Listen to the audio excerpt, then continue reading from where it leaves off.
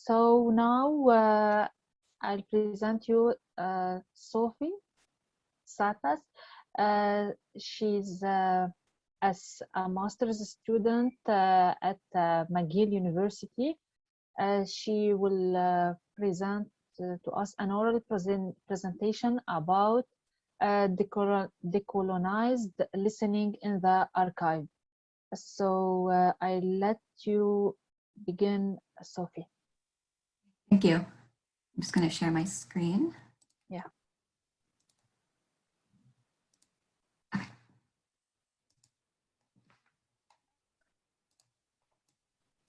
All right.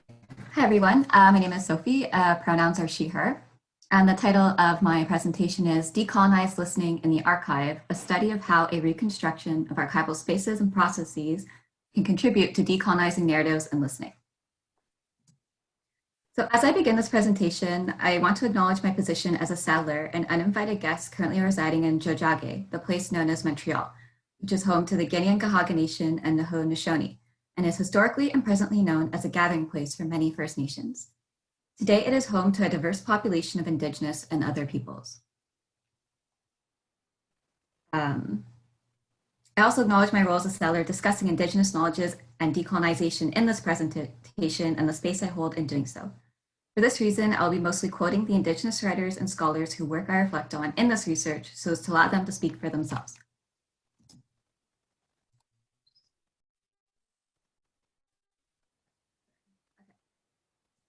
Nishisaagig Nishnabeg scholar and writer Leanne Bedesil Simpson defines Indigenous resurgence as the act of an Indigenous community centering their intellect and culture through the embodiment of their own practices, and then using the theory and knowledge generated to critique their current reality. Resurgence itself is the refusal of colonial ways of thinking and doing. In 2019, Stolo writer Dylan Robinson and Tlingit curator and artist Candice Hopkins began touring their exhibition titled Soundings, an exhibition in 5 parts, which asks, how can a score be a call and tool for decolonization? In response to this question, Indigenous artists contributed scores in the form of beadwork, graphic notation, written instructions, and other works that offer instructions for sensing and listening to Indigenous histories that trouble the colonial imaginary, or ones that refuse colonial ways of composing and listening. Drawing upon the exhibit Soundings, as well as Robinson's book, Hungry Listening, the study seeks to understand how to decolonize archives in ways that impact the description, preservation, and experience of music created by Indigenous artists. Hungry Listening argues that by increasing our awareness of and acknowledging our cellular colonial listening habits, we can engage in decolonial listening practices that can deepen our understandings of how Indigenous song functions in history, medicine, and law. Some of the questions I ask in this study are, how can we apply decolonized listening to archival spaces? How can we ensure that Indigenous scores are being decolonized in an archive? I argue that by engaging in post-custodianship and in the dismantling and reconstructing of archival spaces and processes, decolonial narratives and listening can thrive. According to Dylan Robinson, the term hungry listening comes from 2 Halkomelem words, Shwila Tamel, which is the adjective for white person's methods, and Willalam, which is the word for listening. The first word, Shwila Tamel, which means white person's methods, comes from the word Shwilatum, which means starving person. Thus, placed together, Shwilatamel Willalam, or hungry listening, names cellular colonial forms of perception. Robinson writes that his book focuses on a range of encounters between Indigenous song and Western art music, also called classical music or concert music. It examines how we listen to such encounters in the moment of their sounding and how writing music allows certain moments of sonic experience to be heard while foreclosing upon others. Beginning in the late 20th and early 21st centuries, classical music organizations and composers began to collaborate with Indigenous artists, musicians, and singers. One notable example is Inuit throat singer Tanya Tagaq performing with the Kronos Quartet in 2006 and 2008. While the point of these collaborations was to signal an inclusionary performance practice, Robinson argues that Indigenous performers and artists have been structurally accommodated in ways that fit them into classical composition and performance systems. In other words, although these performances collaborate with Indigenous artists, the structure of these concerts are based in Western colonial ways of space and music making. For example, the music ensemble on stage with the audience facing them and only clapping at socially acceptable moments are Western colonial constructs of listening and performing. Performances of classical music in the place known as Canada see Indigenous music as an addition to concert music performances or ontologies of music making, rather than as a structure or logic of that performance. Tanya Tagaq stated that her experiences in performing with classical musicians felt like, quote, being part of projects where my voice would be used as an ingredient in someone else's stew, end quote. Robinson further writes that Indigenous logics as structures rather than content are generally not considered in the everyday operations of music performance, compositional practice, and listening. In response to this, Robinson asks, what if classical music performance was presented using Indigenous logics? What if we were to consider the potential of concert music to serve one of the many functions that Indigenous songs do, as law, medicine, or primary historical documentation? Here, Robinson is asking, how can we restructure these performances to allow for Indigenous logics and structures to thrive? Indigenous music and scores, such as the ones featured in the exhibit, were to be placed in an archive. How could we ensure their resurgence? How can decolonized listening be applied to archival spaces and processes? By archival spaces, I mean the ways in which the archive is set up, how it is organized, and how it functions for visitors. In terms of processes, I refer to description and preservation. How can we set up Indigenous music while adhering to Indigenous knowledges and ways of knowing? In this study, I propose a dismantling and reconstruction of archival processes and spaces. Cultural heritage and memory institutions are grounded in Western colonial structures and processes that are harmful to marginalized communities. Actions such as cataloging, classification, description, and preservation have historically been undertaken by settlers, which is still often the case today. Jennifer O'Neill writes that archives have served as sites of power over Indigenous history, culture, and lifeways by controlling and disseminating our history according to the repository's interpretation, which is often based upon the individuals, such as anthropologists, ethnographers, historians, who appropriated the materials, rather than by and with Indigenous communities. Additionally, Sandra Lill further add that Indigenous systems of knowledge are often based on observation of patterns in nature and the ability to predict outcomes in nature, which is often different than the Western ways of viewing the world. So how can we decolonize the archive? To effectively work at decolonizing the archive, a radical praxis needs to be implemented. This radical praxis would be committed to dismantling structures and systems of oppression and domination. What would this look like? J.J. Godard and Michelle Caswell note that to decolonize the archive would mean to change the ways in which records are archived, as well as the archive itself. Therefore, a radical praxis promotes change-oriented and future-minded approaches that can reconstruct the processes and spaces involved. Back to one of my original questions. If Indigenous music and scores, such as the ones featured in the Soundings exhibit curated by Robinson and Hopkins, were to be placed in an archive, how could we ensure their resurgence? I'll now draw upon a musical example from the Soundings exhibit. Indigenous artist Raven Chacon's American Legend No. 1 is a conceptual graphic score that's meant to be performed by many players with sustaining and percussive instruments, voices, coins, axe and wood, a police whistle, and the striking of a match. In October of 2020, the piece was performed outside the University of British Columbia's music school by the Symphonic Wind Ensemble. A banner of the score was hung on the exterior of the music building for the ensemble to read. The instructions for the piece by Chacon are as follows. Be played for at least 13 minutes, for any number of musicians with any number of non-musicians. Each line is a minute or longer. Line 1 is for both percussive and bendable tones. Line 2 begins with a warbly long tone cross-fading into waves of harmonic or dynamic increases. The X's mean to chop wood. Line 3 is for police whistles. Other instruments may join. Line 4 is for coins to be thrown. 2 instruments may accompany. Line 5 is a line. Line 6 is a grand decelerando, which means to gradually slow down, ending with the striking of a match. Line 7 is for acknowledging groupings of 5s and 4s, the X to chop wood, and end with everyone and everything. I'll now play an excerpt from a recording of the performance of American Legend No. 1, performed by the Symphonic Wind Ensemble in October of last year.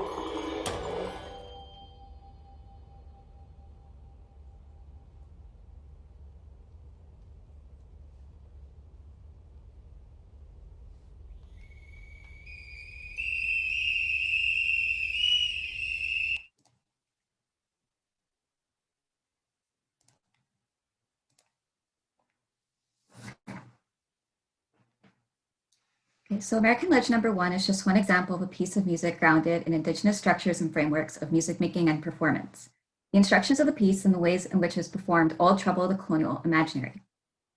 Hungry listening or Western colonial structures and frameworks would demand that we transcribe the score into a Western musical style by adding a meter, time signature, and other additional instructions that would erase the Indigenous logics and structures behind it. Hungry listening would also demand that the piece be created and performed for aesthetic contemplation. So how could we incorporate this piece of music in an archive? In our article, Towards Slow Archives, Kimberly Kristen and Jane Anderson propose a new method of engaging in archival processes, that of slowing down. By slowing down the processes of archiving, repositories can ensure that space is created to emphasize Indigenous structures of knowledge, kinship, and stewardship. It also emphasizes the different relationships that are formed and forged through collaboration and focuses on listening carefully and acting ethically. Slow Archives foregrounds Indigenous structures and logics as the driving force for archival practices, processes, and systems. This involves engaging with but also refusing particular archival actions. It also allows for flexibility in how processes are enacted. A reminder that cellular forms of perception of music, or hungry listening, is derived from Halkomelem words, one of which means starving person. It is meant to call out the greediness of cellular forms of listening to music. Similarly, one could argue that archives are embedded in hungry forms of description, preservation, appraisal, and other processes, what we might call hungry archives. Thus, to slow down our listening and archival positionalities would be to engage in decolonizing musical archives and the actions associated with it. Regarding Kristen and Anderson's work, I propose that engaging in slow archives can dismantle and reconstruct archival processes, such as description and preservation. This reconstruction is necessary in ensuring that Indigenous narratives, structures, logics, and music in archives thrive. One way in which archivists can engage in slow archives is by implementing platforms such as Merkurtu CMS and/or local contexts in their descriptive processes. So for the purposes of this presentation, I'll briefly discuss Merkurtu CMS. So Merkurtu Content Management System was created to collect, preserve, and house records and materials based on Indigenous notions of stewardship and record keeping. Merkurtu CMS uses traditional knowledge labels and cultural protocols to reflect these notions. Traditional knowledge labels allow Indigenous communities to identify third-party stewards of specific records. They also allow for additional information to be recorded regarding access, circulation, attribution, and use. And their cultural protocols offer knowledge of access levels of records, and these can range from open access to strictly controlled. Similarly, local contexts also uses traditional knowledge labels and what are called biocultural labels. Therefore, one way in which Raven Chacon's piece and others in the exhibit can be foregrounded in an archive is by describing and preserving it through Indigenous-led platforms. Additionally, working with the artist to digitize, describe, and create preservation and use policies and practices regarding the record will be to center Indigenous structures and logics. This ensures post-custodianship as it recognizes the stewards of the records and their policies for use, circulation, preservation, and much more. In conclusion, we must make sure that these policies and platforms are successfully implemented. Working with Indigenous communities to determine how archival spaces can function to accommodate the records is essential. This will look different for each community, so in this sense, I do not have an answer to the question of space. Rather, I have even more questions. How can we work as allies alongside Indigenous communities to create a space rooted in Indigenous logics and structures? How can we ensure that Indigenous music is archived according to Indigenous frameworks?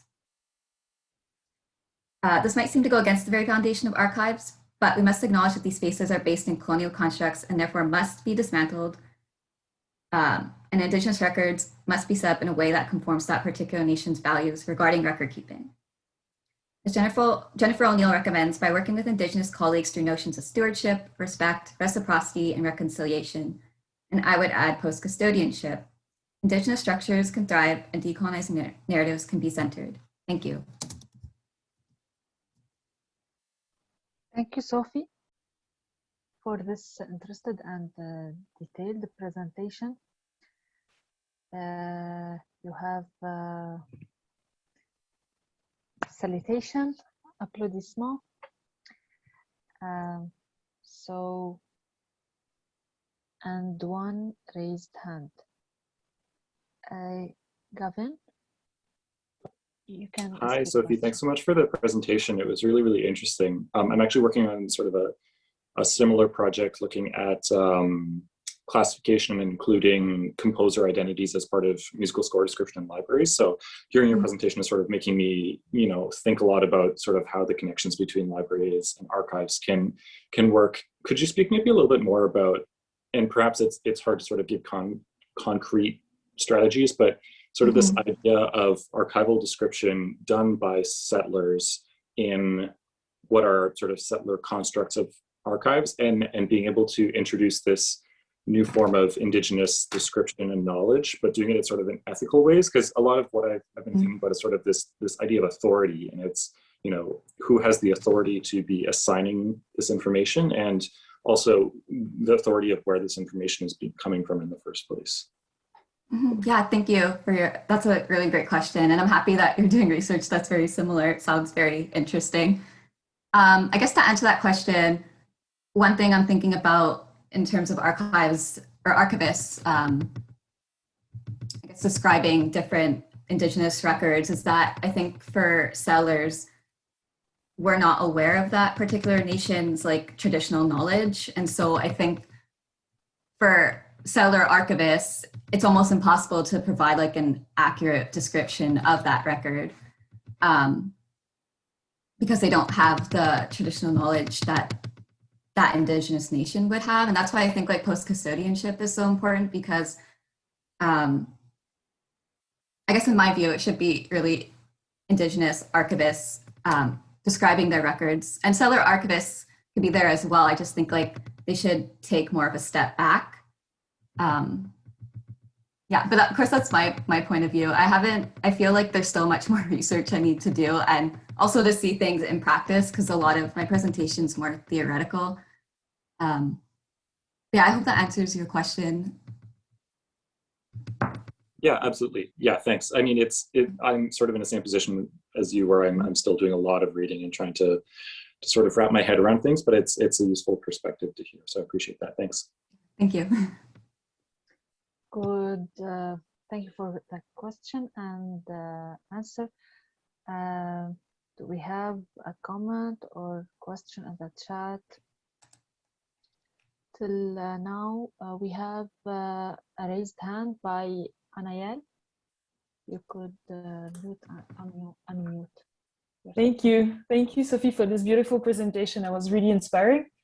Thank you. I was wondering, because we agree that archive is a colonial construct, right?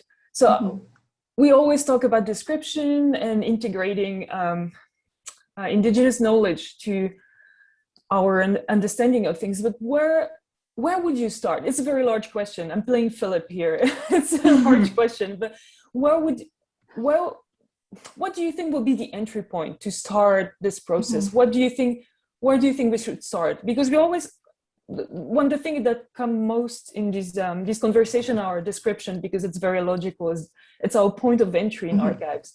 But for you personally, through your studies, what would be this entry point?